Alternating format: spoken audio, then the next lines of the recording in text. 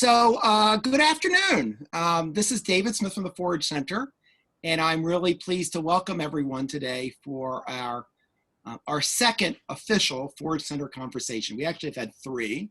We had an event in April that looked at best practices in the field. We had a program about a month ago, which was our official Forage Center conversation that looked at peer relationships in doing experiential learning.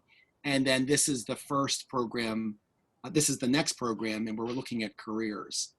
The Forage Center is a 501c corporation, C3 corporation, based out of Washington, D.C. We are technically the Forage Center for Peacebuilding and Humanitarian Education, established in 2003.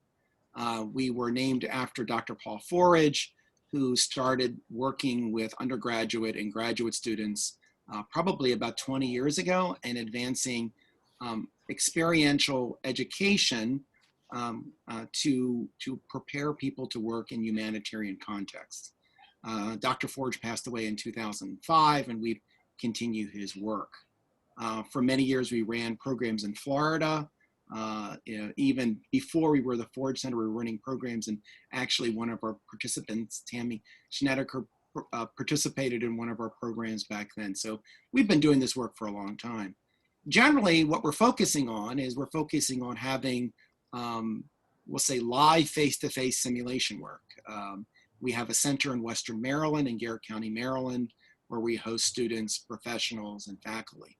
But because of the current pandemic, we are not operating in that way. So what we've been doing is meeting with people through webinars, using Zoom, to have conversations about things that are relevant. And we plan on continuing to do this through the fall. So today, we're going to be looking at careers. And the theme for today, or the title for today's program, is Humanitarianism is My Day Job, Finding a Career That Brings Meaning. And we mean humanitarianism in a broad context. So when we think about humanitarian work, often we're contextualizing the humanitarian as purely an international notion. And what I want to say is that to work as a humanitarian may very well mean that you're working on domestic crises.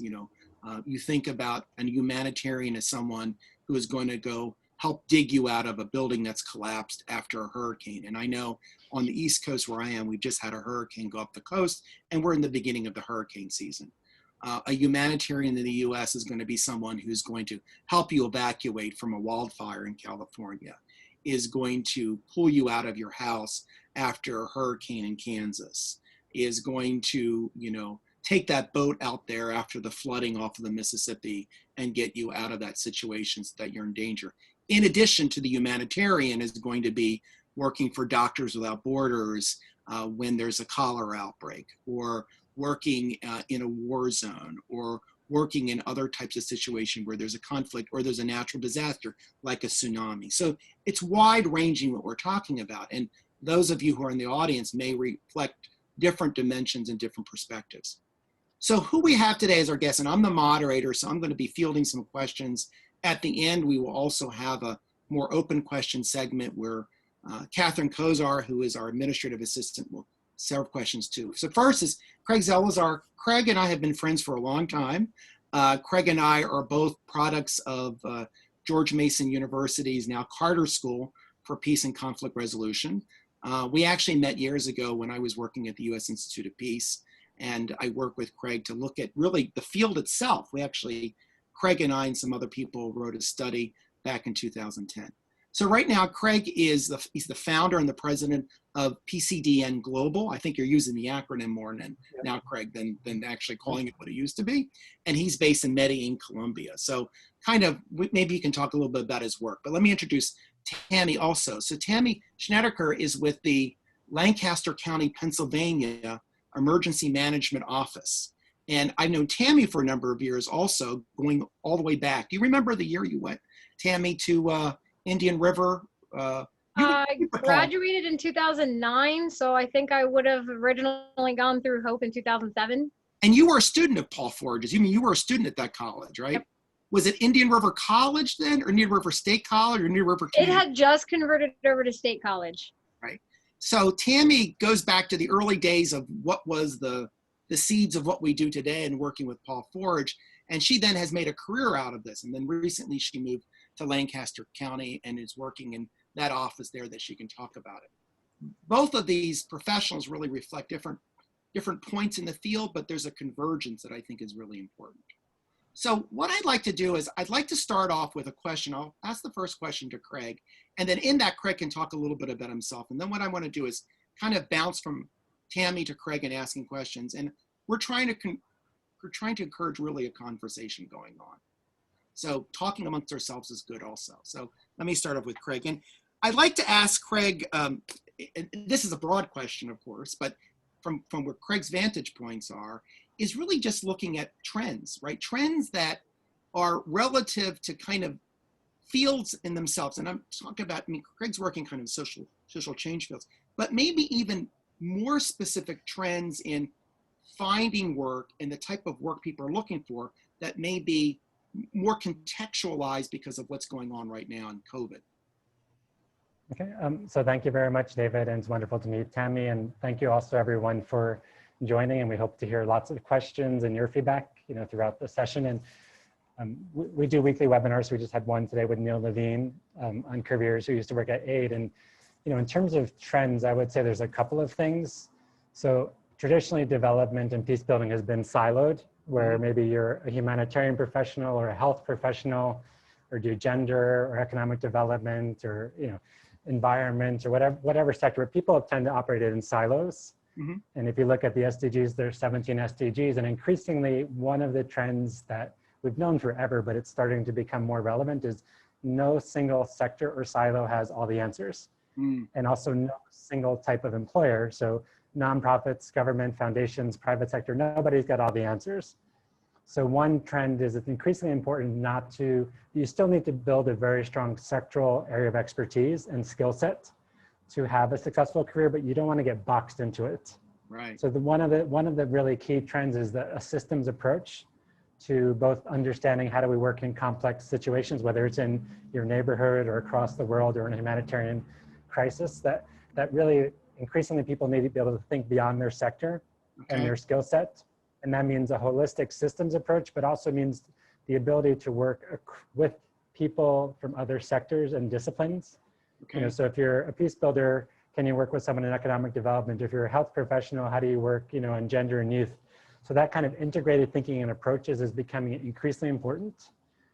Another trend that is, to achieve the SDGs, we need to be sustainable development goals, which we will not achieve. Right. In Colombia, where I live, the country is going to be set back 10 to 15 years. People are saying economically and progress-wise, but a lot of the world.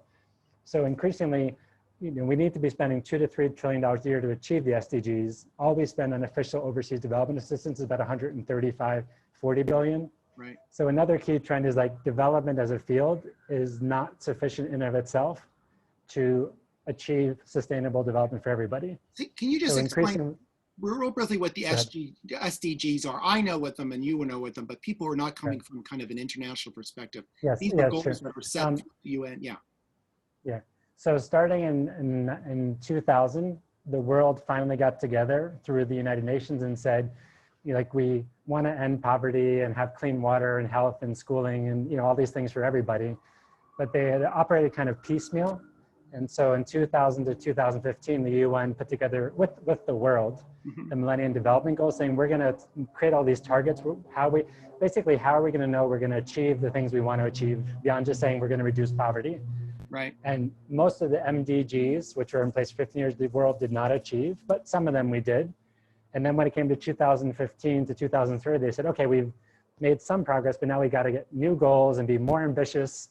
And so the SDGs, there's 16 of them, plus one on partnerships, which, there's one on peace and justice, equal work, gender equality. I mean, you can find them on the UN.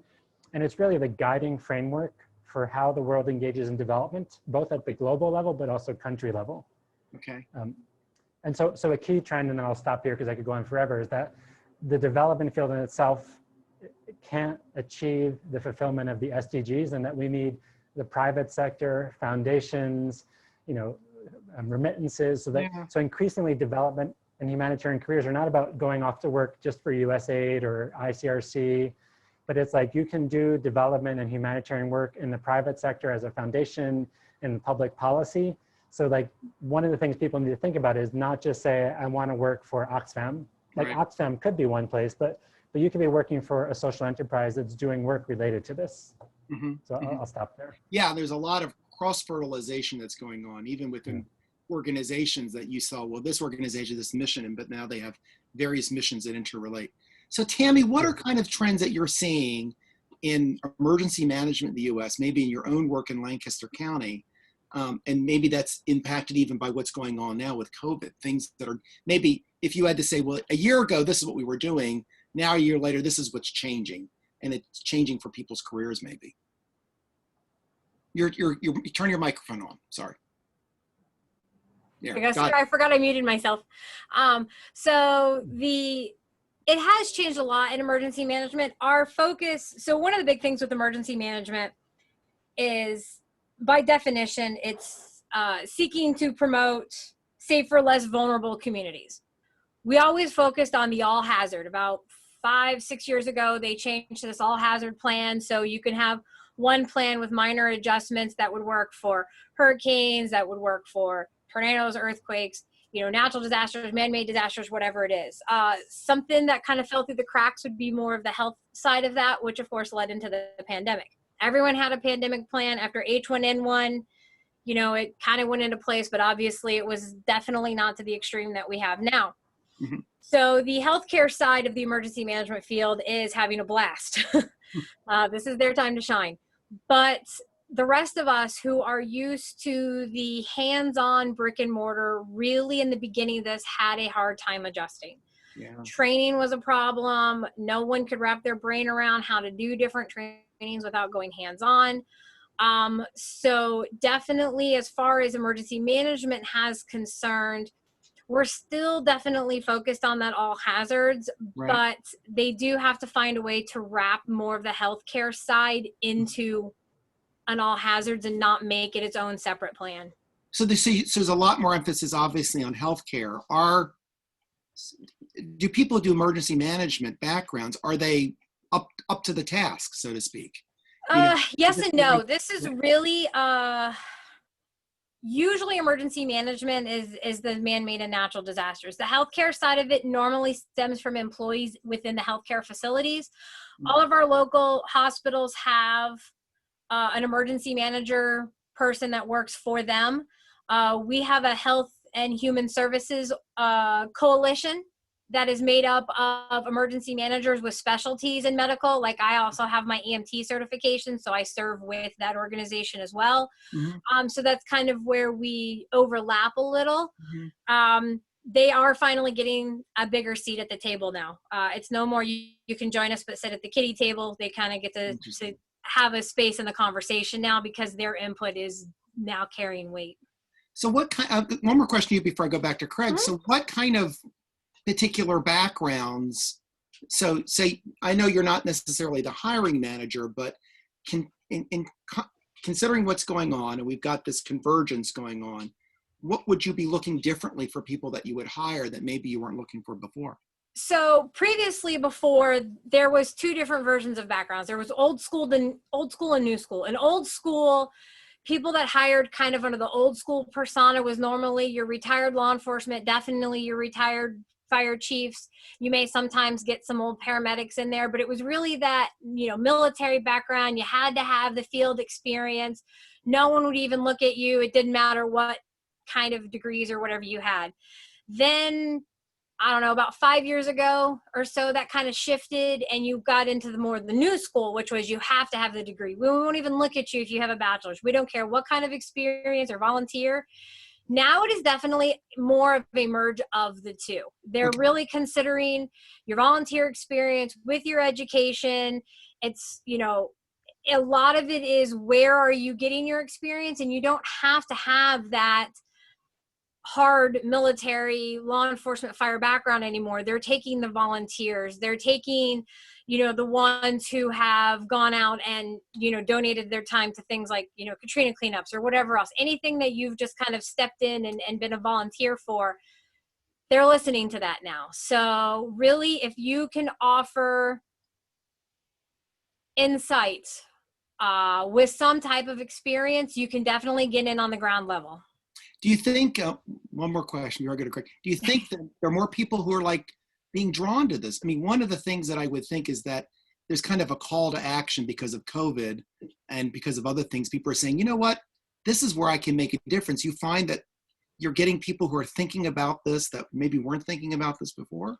So I'm actually in charge of our intern program for the county. And one of the things that, as I was getting the emergency management intern students is when they think of emergency management, they think of the boots on the ground from FEMA that go out and do, the cleanup after, Hurricane Katrina, or now they think of the organizations that are going out to Beirut and starting with all that. That's what people for some reason seem to think about when they think about emergency management.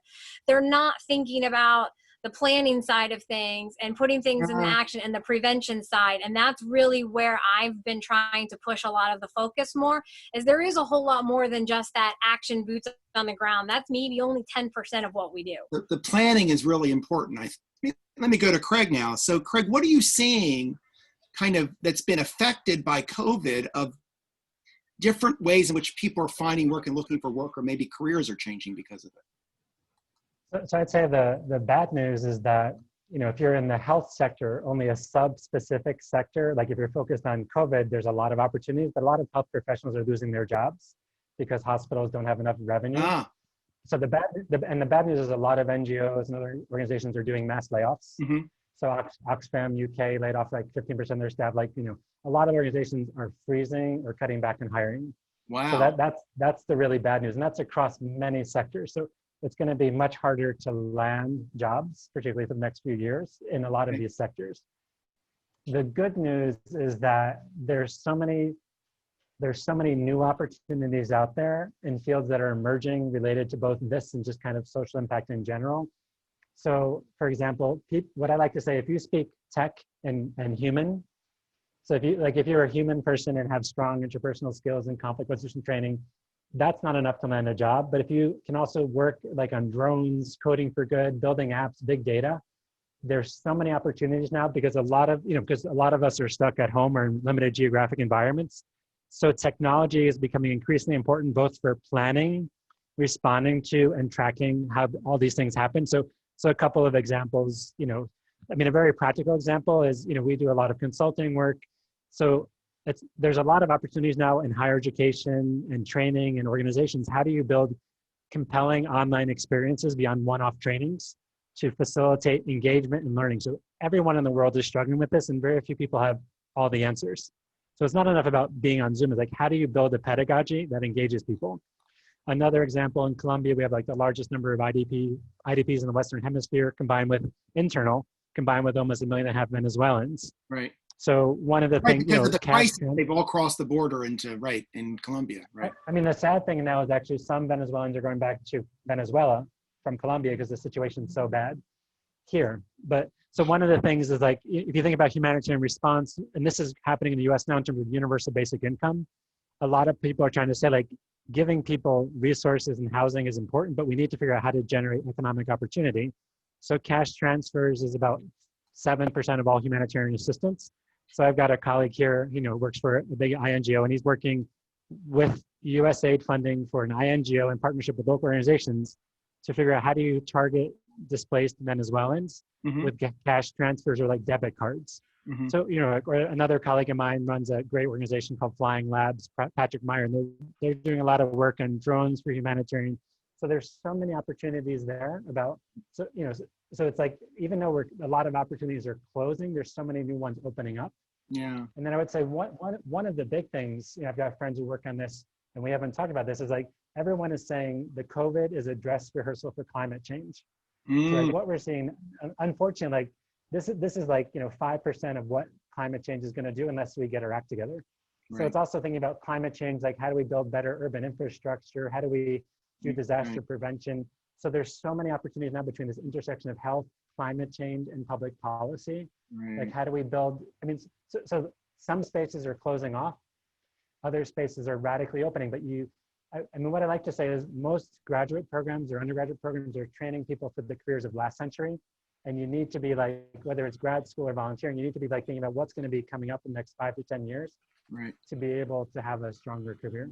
And, you know, climate change is the existential problem that's affecting even sectors that don't even realize are being affected by it, right? I mean, emergency management, you know, Tammy, you know, when there's a wildfire, and a lot more wildfires in California, when there are a lot more floods in the Mississippi, when there's a lot more of everything, we are now starting to connect the dots and saying there is something else going on out there that's affecting that. Tammy, is that awareness existing in the emergency management field, that there's this, the future, this is a dress rehearsal for climate change, and we're all going to be involved in that? I think it really depends on the culture of the area you're in. I would venture to say that in my area, no, that's not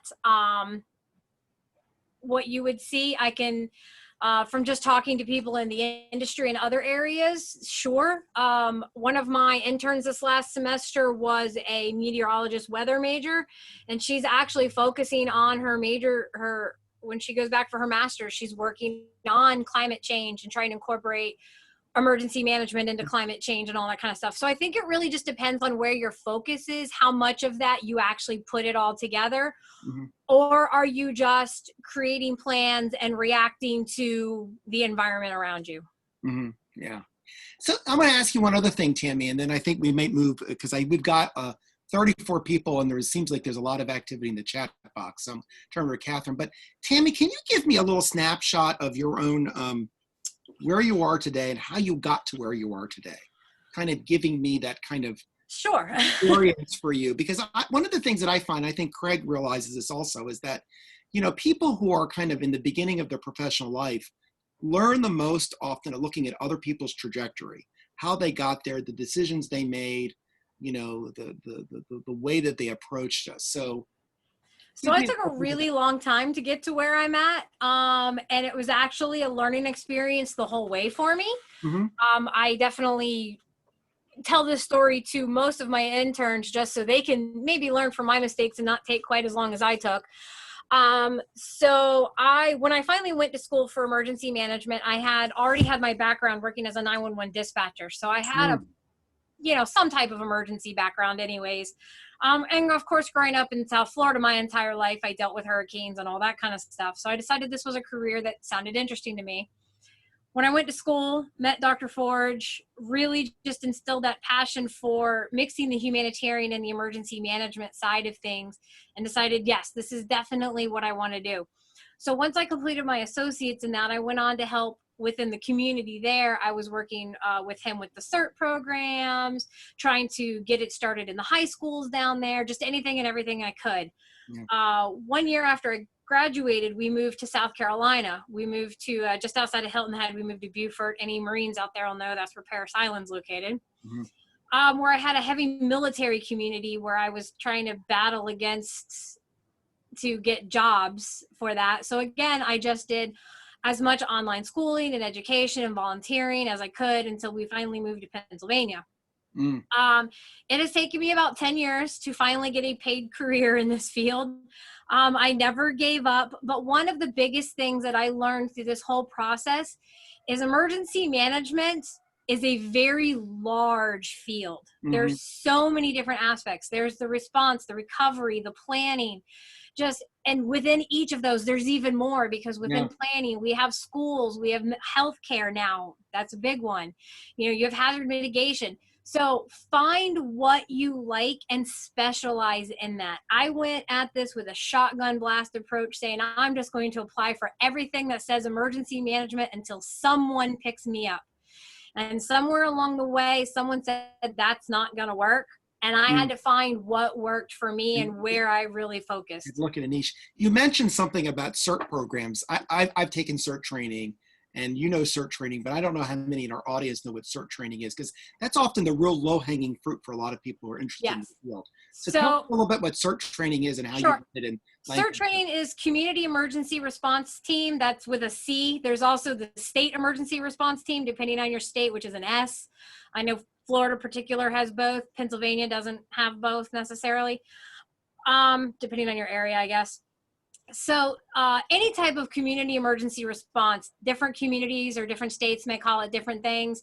But it is a federally funded volunteer program. You can go in, you kind of get a very basic overview of a little bit of all the different aspects of emergency management. It's really made for you to help your community in a time of need. If you picture a community, like if you go out to when Joplin was taken out by the tornado, Yeah, certain members in that community would have checked on themselves and then had a rally point that they set up, and then they would have one by one gone through the neighborhood and just started checking on people, helping where you could, assisting where you could. And it's really just putting all the little nuts and bolts into action while you're waiting for the responders to get to you, because they may not be able to get to you for a while. Right. I mean, I remember it as that gap that's so important, because those few minutes are critical, right? And if it's going to take 8 minutes or 9 minutes for the EMT to get there, that 8 or 9 minutes is life and death for somebody. Yeah. And even if you can do some triage so that you can help and triage is the process of prioritizing,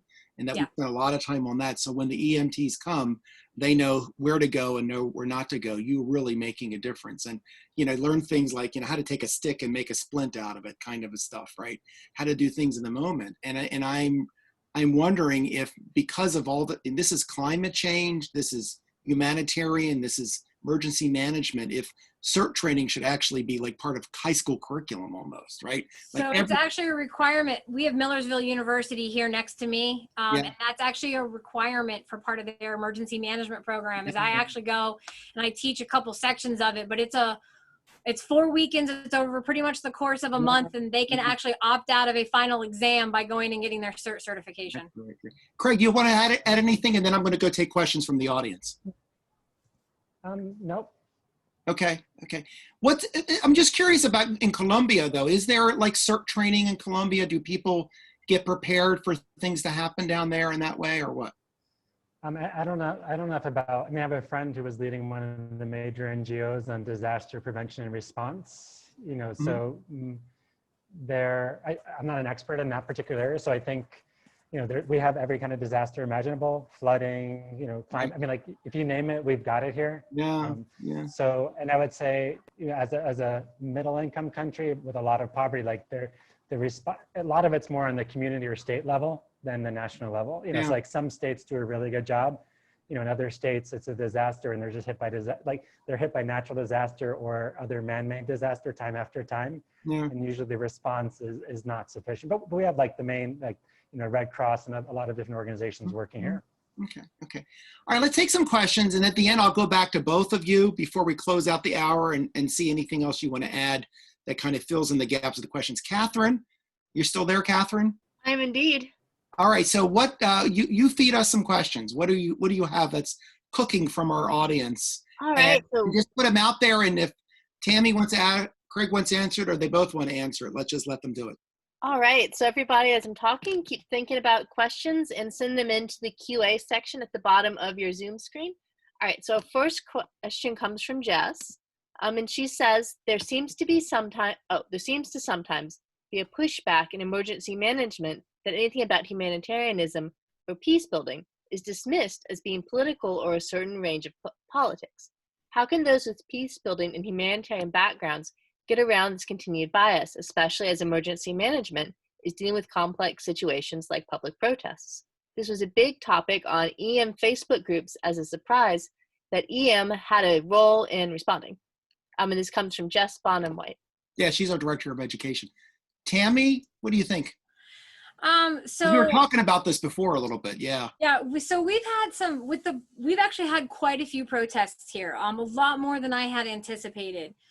And there is a lot of political bias in the way certain communities are responding.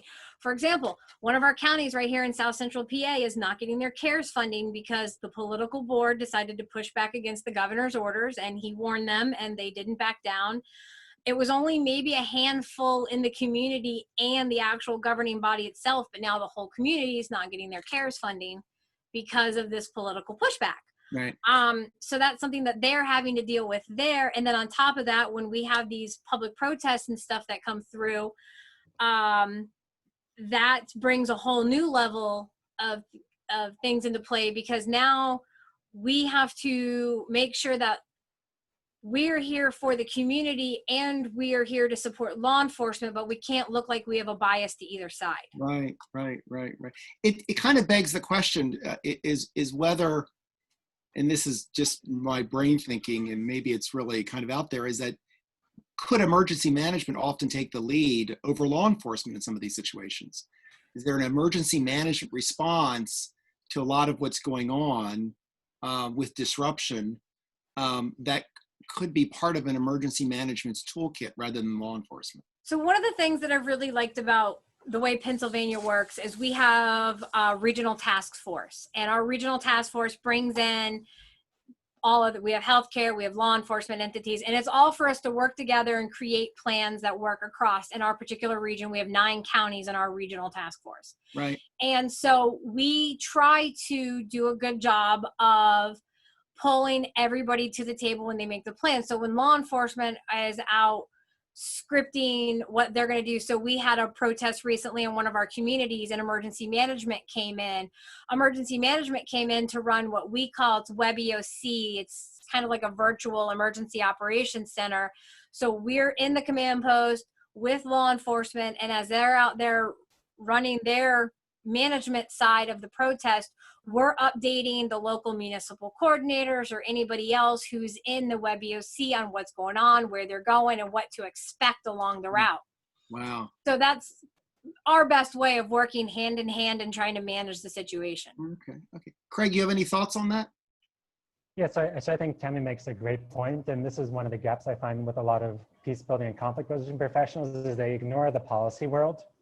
Mm-hmm. So like they want to go out and like, you know, do conflict resolution or peace building or dialogue, but it's like we need collaborative policy making, and like there's no easy answer, but you got to bring the stakeholders together.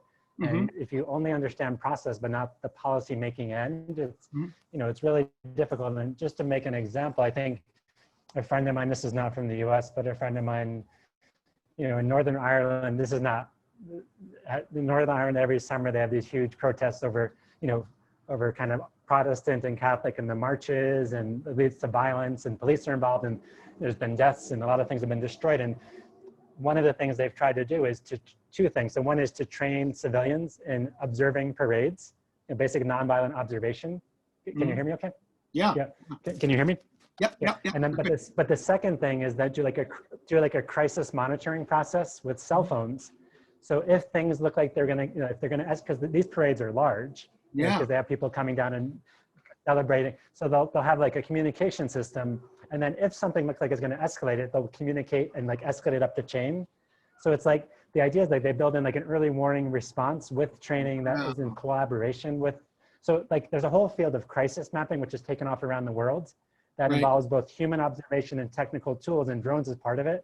So it's like building in that chain of like early warning to when it escalates and knowing like what's the proper response to each part. I mean, I mean, I can see emergency management. That's a prevention tool, right? Preventing a crisis, managing large crowds, kind of getting ahead of it, and then making the judgment of, do we call in these people? Do we call in those people? So that kind of independent judgment, yeah. Any other questions, Catherine? We do. We have one from Elena Ackers. Please forgive me, Elena, if I mispronounce your last name. So her question is, what advice would you give to a recent grad who is interested in a mainly international humanitarian career, but isn't sure where to start? Craig, why don't you start that? Okay. So the first thing, if you are a recent or soon-to-be graduate and university has a career center, use your career center. Like I can't tell you how many people probably come to David and I who graduated from good universities and they've never used the career center. They show up in their they show up in their second semester senior year. Yeah. It's like. So that's the first thing. The second thing is, as Tammy and I think David said, is to think broadly about what it means to be in a humanitarian career. And one is like, I always talk about, you have to understand the marketplace, where the jobs are, where the funding is, where the trends are. So like, I have alum, I taught at Georgetown for 10 years, I still teach there. So some of my alum work for ICRC and Norwegian Refugee Council, and they work for those global organizations that everybody wants to work for, but also realize, there's so many ways to work on humanitarian challenges. So think about, do you want to work in policy, governance, foundations? Do you want to be on the grassroots? I mean, you know, a friend of mine, he did a webinar with us last week. He's from East Africa, you know, and he was talking about, you've got like, you don't want to be a hero and get yourself killed. Right. Like, you know, like some people want to go out and they don't think about the risks. Yeah. If you want to work on the front lines of natural disasters, like you've got to decide like what's your personal comfort level. And so if you don't run off to Syria tomorrow, if you've never done that kind of work, so start small. And then the second thing is you've got, you know, unfortunately, often you have to do unpaid internships, or at least lowly paid. You've got to build up your skill set. You've got to network like crazy, like LinkedIn's the best place. And then really, there's also a lot of open source materials now, the Humanitarian Leadership Academy, Philanthropy University, like these places you can build up some skills. You know, as Tammy said, like volunteer. Yeah. And then often you've got to start, I mean, I had a job years ago and one of my mentors said, you've got to do this job. They're going to underpay you and overwork you, but you have to do it to get the credentials to move on what you want to do. So like, don't dream you're going to run off and be like a delegate for the ICRC. Like maybe you've got to work, you know, and not have a dream job, but you've got to get those credentials and skills. And I think domestic work can help that. I mean, I'm surprised Yes, that people would say, I'm only going to do the international, when in fact, you could do CERT training. I mean, a lot of my graduates work for FEMA, and they're saying they're doing humanitarian work, and they really are. Tammy, would you add anything? Go ahead, Craig. No, I just said like my father, when he retired, he became an EMT. He always dreamed about it. So it's also like, you know, think about like you need both the technical skills, but also you have to understand the business of change. Right. So right. like where does the money come from? How do you allocate it? How do you, like, it's not just about the frontline work, there's the whole infrastructure. So we need graphic designers, finance people, web tech, like, so we need so many different roles, and figure out what is the roles that you might fill. And are there any jobs there? Yeah, I'm always surprised, and I'll go to Tammy, but I want to say, people talk about working for Doctors Without Borders, and they'll say, well, I'm not a nurse or a physician. I can't work for Doctors Without Borders. Most of the people that work for Doctors Without Borders are not physicians and nurses. They're doing logistical stuff. They're moving trucks. They're moving supplies. So you think, well, I got to be at this. Not necessarily. Tammy, would you add anything to this? No, actually I have, that was some of my notes to some other, kind of prep work for this, was definitely don't be afraid, or more, I should say, have it in your mind to take what a lot of people refer to as a lower job, a job that you might feel is, you're too qualified, or I should be able to walk into this. It's not. Lack of a better term, I guess you kind of have to earn your respect, or you have to earn, your name in the field. People need to understand that before they can leave certain type of responsibilities in your hands, that you can handle that kind of work. Yeah. So if you have to come in and do boots on the ground, even though you've got all of this experience or all of this education behind you, and it definitely, even with humanitarian work, it definitely goes back to, what do you like to do? Is this going to be religion focused? Is it going to be on children? Do you want to feed people? Do you want to shelter people?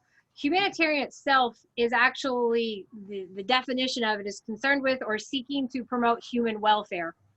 That could be just about anything. Exactly. So you really have to focus in on what part of that human welfare are you trying to fix. Yeah. Catherine, another question. Just to add one thing. Okay, I just want to add one more thing. So Tammy mentioned faith-based actors. So, if you are of a faith, or even if you're not, most major faith-based actors have associated NGOs. Yeah. Or kind of volunteering services. Yeah. And sometimes you have to be of the faith, but a lot of them have paid volunteer, like 1-year fellowships or 2 years. You can look at like the Church of the Brethren, the Mennonites, like if you're part of a faith, that can be a great way to kind of, or Catholic Relief Services, get involved at your diocese level, but like, if you subscribe to a faith, like getting involved in your faith humanitarian development network can be a great way to build skills. Thank you. Catherine, another question, please. All right, we have two that are very similar, so I'm going to combine them. Okay. The first is from Maya Borman, and she says, hello, I am a grad student and I am looking for an internship with a humanitarian organization. I have volunteer experience and have a specialization in public relations and social media. I have had such a hard time finding an internship.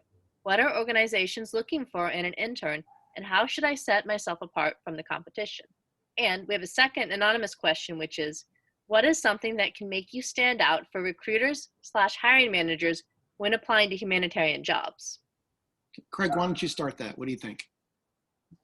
So what I would say first, if you're a student, again, going back to the Career Center and your program, if you're ultimately it's the student's or individual responsibility to land a job, internship, or fellowship.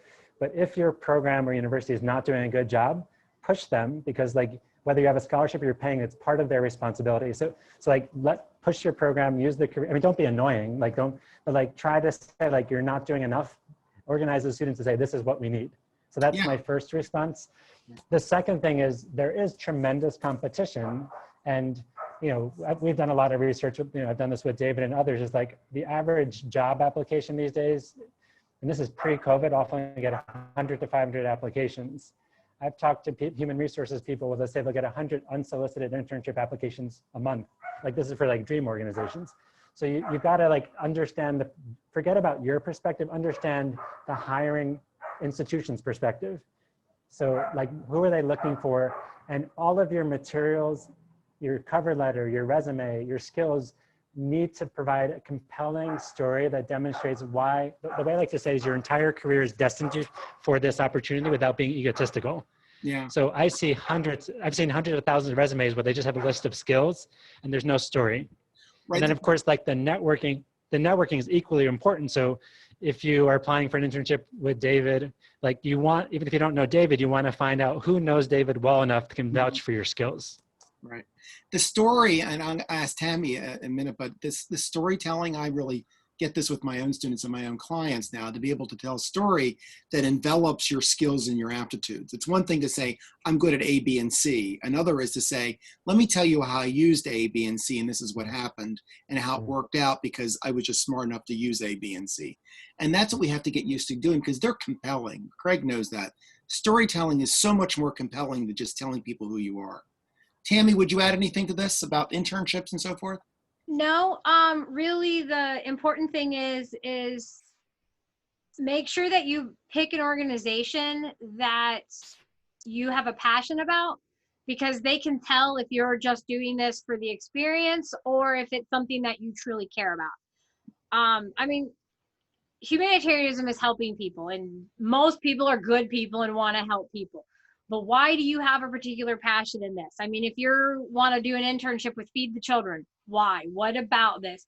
Make sure that goes into your cover letter. Make sure that gets plastered everywhere. If they're showing that they have this as the requirements, there's a reason why they're asking for those. So try to find a way where you kind of mention that storytelling to say, this is the experience I have, and this is how it works into maybe what you're looking for, or at least, what I think it might work for. I've got one of the gentlemen that I work with, he's a paid employee with Team Rubicon, but he had a background in construction and he was a veteran, and he put the two together, and that really means a lot to him. Yeah. And so he shows that every time I see him, but they have to be able to see that passion in your writing, because that's what's going to draw them to talking to you. Yeah, and that's something you're pointing out is really important, is being able to show some of your values and how your values connect to this work. I mean, this isn't like working on Wall Street. I mean, you want to be a humanitarian worker, be it working in a rock pile and helping people after an explosion in Beirut, or working after a flood, or whatever it is. It's just not any job. You're doing it because you want to give to somebody else, and you want to talk about those values. I want to hire people that share my values in that space. That becomes really important, Just to add one more thing, there's also micro volunteering opportunities, so like you don't always have to commit. I mean, the longer the commitment, the more the relationship you'll build and the more skills, but increasingly you can look up, UN volunteers as online volunteering, the crisis mapping network. And there's a lot of organizations will say like, we just need a micro volunteer. So an example is, increasingly people are trying to use artificial intelligence and machine learning for kind of coding around humanitarian issues. So often they're looking for people just to like look at images and code them so they can have like a data set. So there's so many, you can look up micro volunteering and development. Okay.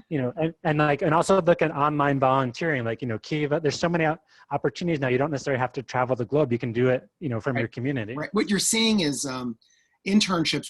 We had 2 interns at the Forage Center, and they were 25-hour internships. They weren't like the semester 160 hours. They were these short project-based internships. And I think you're seeing a lot more of that also, the more limited project-based that you can do online like this, Catherine, another question, please. All right, we've got one more from Jess, and I might have one for you as well. All right, so this is a very Forage Center centric one. Okay. So Jess asks, how valuable, in your experience, is building a record of training for your resume, particularly intensive or immersive-based training, like what we offer at the Forage Center? What are employers looking for in terms of the types of skills you can document? So let me go to Tammy and Craig with that, and then I'll add something. Tammy, what are you looking for in training with people? So generally on our side, especially on the government side of things, everything is all about documented. What can you document? FEMA's got all of their IS, their independent study classes that you can go online and you have your certificates for. This alone, this is just my printed certificates of my trade. This is just the last year and a half. Wow. They are this field is very certificate driven. What can you get a certificate for? I probably have it. Are they looking at number of hours? Like you take a training and it's 5 hours or 10 hours or 30 hours? Is that part of the? Yeah, so that's part of it. A lot of the times you can sit there. So if I take a class on incident commands and I take 3 or 4 different classes that are a couple hours here, a couple hours there, in the end I can go, yeah, I've got about 30 hours of incident command training and about 3 hours of real world experience per se. Just to throw example numbers out there. Yeah. But it is definitely something that you either need to be able to show hard physical proof with references, or you need to have your backups to show this is it. And there's so many ways to get it. You don't even necessarily have to go through formal training. You can do it on your own, and you get certificates for everything. Yeah. So. One of the things that I have found, and then I'll go to Craig, but what I found is metrics are really important. That is, it's not that I've done the training, but the training was 30 hours and it involved 50 participants and whatever it is that just explaining the training, it was 4 days rather than 1 day or whatever. I definitely think that's more when you're getting to the management level. Okay. That's where you definitely want to get into your hours and days and more of your metrics and things like that. And that's almost where some of your real world experience comes in, because you don't want somebody in a management role. We've got not here, but on a state level, we have a hazmat manager position open. And believe me, you don't want me in that position because I don't know enough. I've taken one class, about 4 hours of hazmat training. You definitely don't want me in that. So that's something that's where the metrics kind of come in. Yeah. Craig, would you add anything to this looking at training? Yeah, so again, you have to look where the demand is or where it's going to be. So for example, I just finished a 7-hour training on convening online because I always like to learn, and it was wonderful. And we looked at tools, processes, and so I think about, again, as I started off schooling or trying to figure out how do they do this digital thing and also keep access to people who don't, like the digital divide, people who don't have access. So that's one area, like whether you're a humanitarian worker, emergency response, like figure out how to do this online, and like the more, because I can tell you, we actually have a couple of consultancies we didn't look for that clients are coming to us like, we need help because we know how to do X, but we don't know how to do it online in community. Yeah. And it's like, there's so much opportunity there. So I would say obviously mediation training can be useful, but mediation training does not lead to a job. So you have to think about some trainings lead to skills development that then potentially could lead to a job. Right. And then the other thing you have to think about is what can you do for free? There's a lot of people who charge a lot of money for trainings that are really bad, or that, and I really like the Forage Center training because you're trying to help build experiential learning for people on these careers. So I just say, like, be very cautious of, and don't just sign up for things. Like the trainings you do are wonderful. I know lots of people that are, but be careful. Don't just spend thousands or hundreds of dollars or your time. Yeah. There's a surplus of training out there, and it is very expensive. And I can tell you many circumstances where people get training and they've never really been able to use it. So if you look at training, make sure that the trainer is providing you with a pathway to use it, right?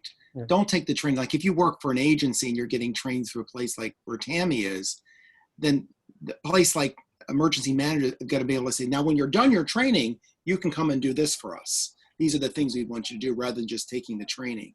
because often there's a disconnect there that's really problematic. But one thing I'll say, and I'll take a few more questions, is that one of the things that I think we're seeing a trend to is a way, there's still the need for the college degree, the higher education, the associates, the bachelors, the masters, and whatever. But also we're seeing this very, very more directed, more pinpointed, specialized education, this training. I mean, the tech world has been there for years, right? Most of the tech people, they have a bachelor's in IT, and then they've got the Microsoft training and the this training and the that training and this certification and that certification. This is where the future is in what we do also. It's not going to be the big master's degree all the time. It may be building all these different trainings together, So Catherine, another question, please. All right, we've got some more specific specification from Jess. So she wanted to know more about specific skills, especially soft skills, that you might not get in official government training. Okay. Tammy, you want to give us some specific soft skills? First, you have to really analyze yourself and be honest. I could say one of the best things that ever happened to me, and in the moment, and probably even a couple years after, it took me to finally realize this, was when I myself went through one of the original Atlantic Hopes, was I was never given a leadership position, and I was forced through the entire exercise to be out of incident command, away from all decision making, and just stuck being a person who had to follow what was said. And that was really hard for me. I am a leader by nature. I definitely take command of the situation, and I was forced to step back. And no matter how much I tried to help and interject myself, I kept getting pushed to the side and pushed to the side, which in that moment really made me mad. So first thing you need to do is really just, where are your weaknesses? My weakness was learning to step back and let someone else lead. And it's just understanding where you need that growth. Being a team player, don't just, try to run the whole show. Other people may not have as much experience of you and still may have better ideas or just as good ideas. Adaptability. I mean, almost anything really along the lines of just learning who you are and figuring out where your weakness is, and then learning how to improve those weaknesses. Before I go to Craig, one of the things that it reminds me of is like teamwork. People think, well, I can do teamwork. Everybody can teamwork. No, they can't. Teamwork is something that is actually very specialized, and people will be in a team. And if you're all alphas in a team, it ain't going to work. And if you're not, no one's going to take lead. It ain't going to work either. So really knowing how to work within a team, because we're all going to team-based work. Even in this virtual world, we're still working in teams, of knowing how to best operate in teams, particularly in a crisis, right? So the team on the ground, and sometimes in our field, our humanitarian team, you don't know who the team is until you all arrive. You all arrive in country, you all arrive on the site, and that's your team. And you don't got time to kind of figure each other out. You're off. You're off. The team is off. So you got to figure it out right then and there. So the team aspect is really important. Craig, would you add anything to that? Just three things. So one is, I put in the chat, there's a report that comes out every few years on the state of the humanitarian sector globally. So again, I'll come back, whether you're in grad school, mid-level professional, you've got to look at the data. I can't tell you how many people make decisions, and I've done this, about career and grad school without understanding the market. So look at these reports, and they talk about training skills, the number of organizations, number of staff. So that's the first thing. The second thing, a friend of ours at Ashoka talks about the future of work is temporary team of teams where you come together and you collaborate, non-hierarchical, to get things done, then you break up and form new teams. So I agree 100%, understanding the dynamics, but also facilitation, process skills, but also what a lot of people miss in grad school is the technical skills of budgeting, administration, building out timelines. And then the last thing I'll say, and Neil Levine said this today, is often we're filled with theories about how it's going to work. And often in the field, it's often the least worst choice we have to make. So, it's got to be agile and adaptive, because the theory doesn't match what happens. And so you've got to understand, this is what I'm supposed to do, but this is actually what I can do. Right. So let's take one more question, and then I'll let both Tammy and Craig kind of say some closing remarks. So Catherine, one more question out there. All right. I apologize because we can't get to everybody's question.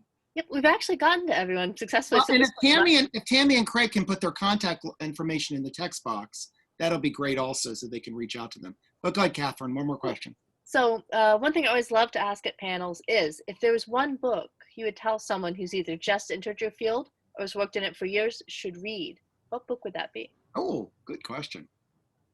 Craig. Yeah, that's a, so I'll say 2 books. You can Oh, totally sure. do that. So the first one, I'm on the advisory board of CDA, Collaborative Development Associates. And Mary Anderson, their founder, wrote a book in '99 called Do No Harm. So I think it's the single most important concept in any type of helping work, whether it's development or humanitarian relief, and it's an easy read. So like everybody should have read that if they go to grad school. Mhm. And then the second book is actually a guy named Guy Kawasaki, who's a famous marketer. He worked for Apple, and now he works for Mercedes and Canva. It's a design tool. And he has a book called The Art of the Start. And I just love it because it's all about, it's from the startup world, but it's all about you have to iterate and try instead of doing complex planning. Excellent. Tammy, do you have a book to recommend or anything you'd recommend people should read? It's really hard to say that, just because it really depends on where your interest lies. Uh-huh. A lot of the reading that I do when it comes to my path is more fictional based on true stories. Okay. Like I said, I grew up in South Florida. I grew up around all the hurricanes. So I tend to read more of the fictional books or watch the movies and stuff that are all based on natural disasters. And, you know, just because I can still get into my world, but I don't have to like really use a whole lot of brain power. I can kind of enjoy it and escape at the same time. So. Okay, great. All right, we have about 3 minutes. So Craig and Tammy, do you have anything else you want to kind of add at the end? Maybe a minute's worth, and then I'll close it out. Craig, anything you want to provide us at the end? I mean, so thank you for the opportunity. Yes, I'd say thank you for the opportunity and also for the questions, and feel free to be in touch in a single sector or organization. So increasingly, like I quit academia, I've been in the nonprofit, the academic world, now the social entrepreneurship world. And all sectors have something to give. And I find too many people aspiring to work in this field define their career path as very narrow. And increasingly, let's say people under 30, you will not have a single career. You have multiple careers. And like you've got to, I mean, the number one skill for the future is the desire and ability to keep learning. Yes. So it's like, let go of like, you're going to study and, you know, have a career. You're going to have a set of jobs that add up to a career. So. Yeah, that's really important. Tammy, anything you would add? I can just kind of build off Craig's. He kind of stole mine. I was going to say, constantly be learning, researching all the new things, just like the medical field is always updating the way they do things. We're always finding out, we try things that don't work, or we find better ways to do them after we've tried them. So always research the things, be marketable, and don't think of things in your traditional way of thinking. Humanitarianism, even in the emergency management field, takes on many different views. You know, we have our food banks, our Meals on Wheels, and things like that. And if it's not there, make one up. I recently learned of a VOAD, a national VOAD organization called Operation Barbecue. They go out and they feed the first responders at these emergency events, because things like the Salvation Army and all those kind of stuff, they come out and they feed everyone. Well, the first responders are always so busy doing things, there's normally nothing left. So their job, they come out solely for the focus of nourishing the first responders that are there. Someone saw a need and they made it work. Yeah. So definitely don't think of humanitarianism in the traditional sense. Yeah, this is really the space for entrepreneurship, isn't it, really? It is. When you've got a situation that's facing you. We were joking today about it. We need Operation Donuts. You never get good coffee when you're responding, ever. Well, I was It seems like Starbucks should be the sponsor. Yes, I was struck by, there was some disaster yesterday on the news. Oh, this was in my own area. A tree fell on somebody's house because we had the hurricane come up, and the neighbors responded by going out to Dunkin' Donuts and bringing coffee and donuts for everybody. That's what they felt that they could do for the neighbors, really. And that was probably a good response then and there, right? So anyhow, just want to say, so Tammy mentioned food. So World Central Kitchen, Chef Jose Andres, a friend of mine, you know, was their director for years. And it's like, you know, people say he should be nominated for the Nobel Prize because he and his team go to a lot of natural disasters and provide healthy food around the world. But then they also work on developing like healthy food ecosystems in countries and communities, and they're amazing. Yeah, and they do a lot of work in DC because that's where he's based. So yeah. So thank you, Tammy and Craig. Thank you for joining us. Thank you, Catherine, for providing backup. Thank you all for being on the call. Looks like we had over 30 people engaged. So the Forage Center continues to try to advance the work of humanitarian assistance and emergency management. You can visit our website, foragecenter.org, to see the things that we're involved in. You can email us at info@foragecenter.org also to find out other things we're doing. And we will also post this on our website because it's recorded. So once it's posted, you will know about that. And then you can go out and you can share it, you can visit it, you can re-listen to it and so forth. So thank you all. It is 4:30 in Washington, and we wanted to respect people's time because it's a busy time for everyone. So I wish everybody a great day, and we'll be back in touch with you soon. So thank you.